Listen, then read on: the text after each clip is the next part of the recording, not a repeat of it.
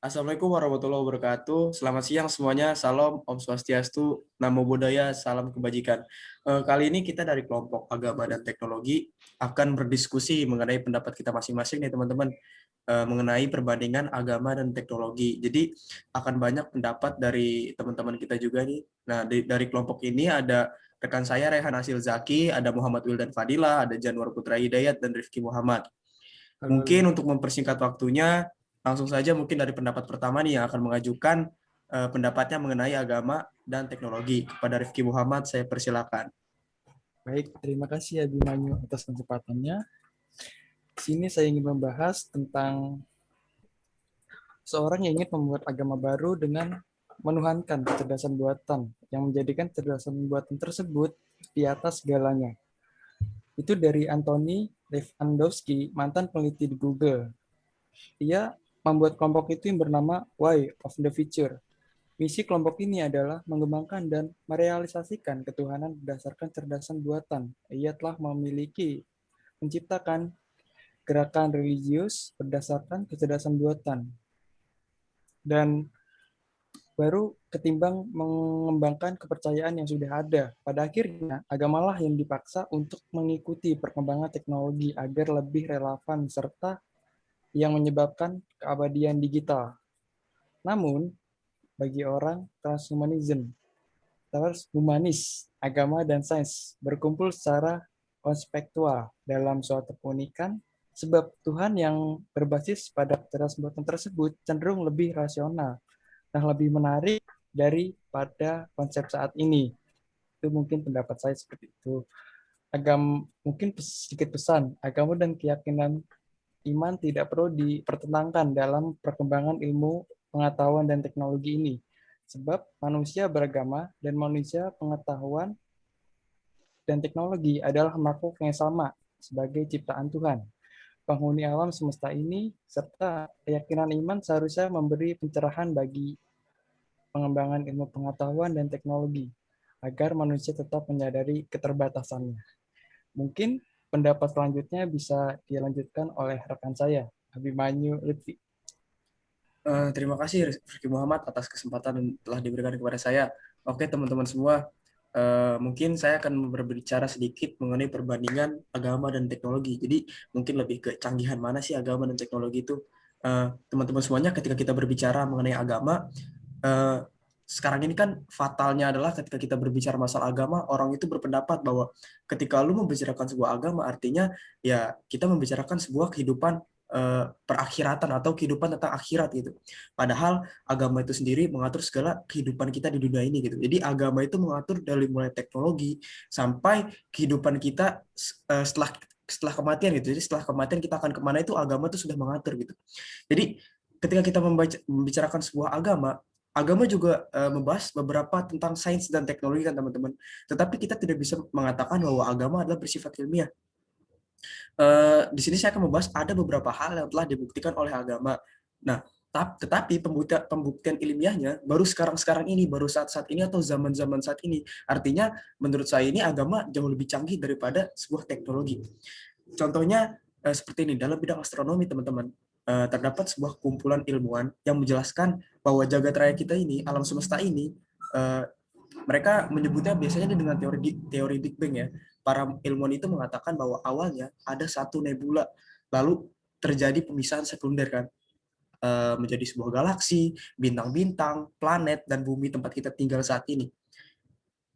Para ilmuwan itu mengatakan teori tersebut itu terjadi 45 atau 50 tahun yang lalu, sekitar tahun 1970. Padahal dalam agama Islam, dalam Al-Quran, 1400 tahun lalu itu sudah dikatakan dalam sebuah Al-Quran. Artinya, di sini kita bisa menyimpulkan dari satu agama ya, dari agama Islam, bahwa agama lebih canggih dibandingkan teknologi. Tentunya agama-agama lain pun membahas mengenai beberapa teknologi tersebut. Kayak contohnya, contoh lainnya seperti ini. Sir Francis Drake berkelana mengelilingi bumi ya kan, sekitar 1500 di tahun 1577. Ia membuktikan bahwa bumi itu bulat teman-teman, ya kan? Dalam agama dan dalam kehidupan nyatanya ini menjadi sebuah perdebatan bahwa bumi itu datar atau bumi itu bulat, ya kan teman-teman? dalam surat An-Nazi'at ayat 30, di situ artinya adalah dan bumi sesudah itu dibuat terbentuk seperti telur. Telur di sini ketika kita artikan dalam sebuah bahasa Arab lebih merujuk kepada telur unta. Telur unta itu di atasnya itu di bagian kutub atas dan kutub bawahnya itu datar, teman-teman. Seperti tidak. Jadi ini tuh perumpamaan seperti sebuah bumi, bahwa bumi itu bulat, tidak terlalu bulat kan. Di atasnya sedikit datar seperti geospherical. Nah, artinya Sir Francis Drake ini membuktikan teori tersebut pada tahun 1577. Sedangkan pembuktiannya sudah ada sejak 1400 tahun yang lalu. Artinya teknologi ini kalah canggih dengan agama. Agama jauh lebih canggih daripada teknologi, teman-teman. Jadi ketika kita membicarakan sebuah teknologi, ketika ilmuwan itu berkata, itu masih seputar hipotesis, belum belum tentu fakta, teman-teman. Di sisi lain, dari agama Islam juga mengatakan bahwa ada kehidupan selain di bumi gitu. Lalu para ilmuwan meluncurkan roket ke Mars, teman-teman. 50 tahun. Itu 50 tahun yang lalu kejadian tersebut. Sedangkan dalam Al-Qur'an pun sudah ada sejak 1400 tahun lalu gitu. Jadi lagi-lagi menurut saya bahwa teknologi ini kalah canggih dengan agama. Lalu dalam kitab kuning, kitab Fathul Qorib, ada yang namanya ketika kita memiliki sebuah minuman atau kita umpamakan sebuah gelas yang berisi air putih, teman-teman. Lalu datanglah sebuah lalat. Lalat itu nyemplung ke dalam minuman tersebut. Lalu ketika kita berpikir secara logika, harusnya air tersebut kita buang karena lalat itu mengandung banyak banget penyakit, ya kan? Tapi ternyata dalam kitab Fathul Qorib itu, kitab kuning itu mengatakan bahwa di satu sisi lalat itu, di sayap lalat yang satu ada penyakit, di satu sisi sayap lalat itu ada penawarnya, teman-teman. Jadi kitab ini mengatakan bahwa kita harus menyemplungkan lalat tersebut, kita celupkan, lalu kita minum air tersebut, kita buang dulu lalatnya, lalu kita minum air tersebut tentunya. Nah, penelitian tersebut ternyata fakta ilmiahnya baru ada saat-saat ini. Artinya apa? Teknologi kalah canggih dengan agama, teman-teman. Lalu tidak hanya dari agama Islam. Ketika kita membicarakan sebuah Bible ataupun agama lainnya, membicarakan kehidupan setelah kematian, lalu membicarakan sebuah surga dan neraka. Sebagian ilmuwan yang ingin membuktikan hal tersebut nyata atau tidak, itu masih menjadi sebuah perundingan dan perdebatan. Artinya teknologi masih kalah canggih dan ilmuwan-ilmuwan atau sains masih kalah canggih dibandingkan agama, teman-teman. Jadi lagi-lagi kalau menurut saya, agama dan teknologi bukan suatu bidang yang berbeda, tetapi suatu bidang yang sebenarnya memiliki kesatuan. Tetapi seiring berkembangnya teknologi dan sains, itu semua masih lebih kalah canggih dibandingkan agama. Kalau menurut saya seperti itu, teman-teman. Jadi sebenarnya bukan teknologi adalah hal yang beda. Jadi teknologi, agama, bukan. Teknologi dan agama itu menurut saya berjalan secara beriringan, tetapi dalam pengaturannya agama yang mengatur hal tersebut. Kenapa saya bisa berkata seperti itu? Menurut saya seperti ini. Sains dan teknologi perkembangannya itu adalah melalui manusia. Sedangkan manusia kehidupannya diatur dan penciptaan manusia pun diatur pada sebuah agama. Artinya apa? Agama mengatur dan menciptakan manusia, ya kan? Agama di situ menjelaskan bahwa manusia itu diciptakan seperti ini, seperti itu, ya kan? Dan teknologi atau sains itu dikembangkan oleh manusia itu sendiri. Artinya apa? Agama masih lebih canggih daripada teknologi. Kalau menurut saya seperti itu, teman-teman. Mungkin untuk pendapat yang berikutnya akan disampaikan oleh rekan saya Januar Putra Hidayat. Kepadanya saya persilakan. Oke, terima kasih atas waktunya. Sesuai dengan materi yang diambil yaitu tentang agama dan teknologi. Kali ini ada seorang miliarder asal Rusia yang bernama Dmitry Itskov merencanakan sebuah ide yang terbilang cukup gila pada 2011, yaitu dengan membuat manusia menjadi makhluk yang abadi.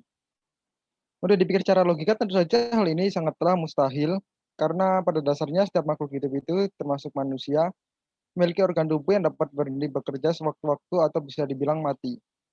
Tapi Itskov pada tahun 2011 mengusulkan sebuah ide yang membuat manusia menjadi abadi dengan cara menggunakan tubuh cyborg atau mesin. Nantinya tubuh manusia sepenuhnya akan diubah menjadi sebuah mesin dan hanya menyisakan otaknya saja yang masih utuh. Dengan cara itu, Itskov berharap agar manusia memiliki umur yang lebih panjang atau bisa dibilang menjadi makhluk yang abadi sehingga dapat uh, memperpanjang usia manusia. Proyek pertama Hitchcock itu dinamakan dengan Avatar A, yang awalnya diperkirakan selesai pada tahun 2025 dan diharapkan sempurna pada tahun 2045. Hal ini tentu saja menuai banyak kontroversi, terutama dalam bidang medis dan agama. Bagi sebagian orang, inovasi teknologi tersebut dikatakan melanggar hukum alam dan juga menentang Tuhan. Dengan menginginkan kehidupan yang abadi, sama halnya dengan menginginkan hidup yang sempurna yang mana sendiri bahwa sebenarnya kesempurnaan hanya milik Tuhan. Jadi jika seseorang menginginkan keabadian, maka secara tak sadar ia juga menginginkan hidup seperti Tuhan dan hal ini tersebut sangatlah tak sejalan dengan ajaran agama. Sekian dari saya, selanjutnya dapat dari rekan saya Raihan Asil, silahkan. Baik, terima kasih atas kesempatannya Januar. Kalau saya sih lagi mau ngebahas masalah tentang membangkitkan kembali orang yang telah mati. Fisikawan Giovanni Aldini yang sempat mengaku bahwa ia dapat menghidupkan kembali mayat manusia dan hewan. Selain itu, terdapat perusahaan dari Amerika Serikat yaitu Biocorp yang menggunakan teknologi untuk menghidupkan kembali manusia. Mungkin kalau dari segi bidang teknologi, percobaan ini merupakan suatu hal yang di luar nalar manusia. Soalnya hanya dengan bantuan teknologi, orang yang telah mati bisa dibangkitkan kembali. Mungkin apabila hal ini sampai terjadi, banyak para ilmuwan yang mengira bahwa ide ini merupakan suatu hal yang sangat fantastis dan menjadi proyek yang sangat menjanjikan.